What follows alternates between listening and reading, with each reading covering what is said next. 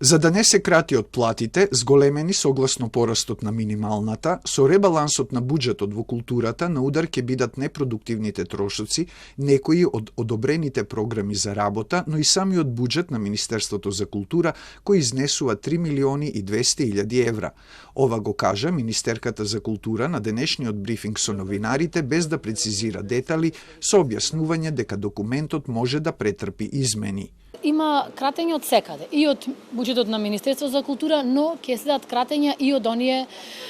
други финансирања кои што ние како Министерство ги имаме на располагање.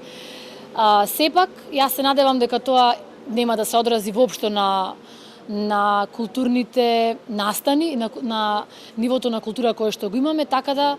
имајќи во предвид дека овој, како што напомена и министерот за финансии, дека овие кратења се за да се задржат високите плати, високите примања, да можеме да ги одржиме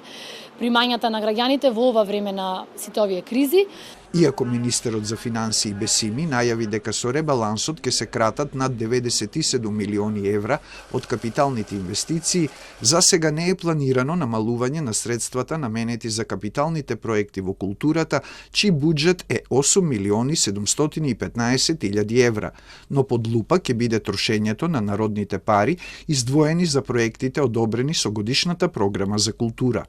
После тие први исплати, по следен период, веќе почнеме да ги следиме трошоците, да видиме каде можеме да пренасочиме она што не се реализирало. Тоа не е некоја казна, туку она што не се реализирало да може да се пренасочи онаму каде што има потреба од додатни трошоци. На брифингот, министерката најави дека ќе се ревидира Националната стратегија за култура, донесена во 2017 година, зашто на постоечкиот документ му истекува рокот на важење. Спомен куќата на Мајка Тереза на улица Македонија ќе се легализира, а се подготвува и ново решение за споменичниот комплекс Мајка Тереза, стациониран на плоштадот Македонија, за кое министерката не сакаше да открие повеќе. А за спречување на трговијата со артефакти ќе се превземат законски решенија од Соединетите Американски држави.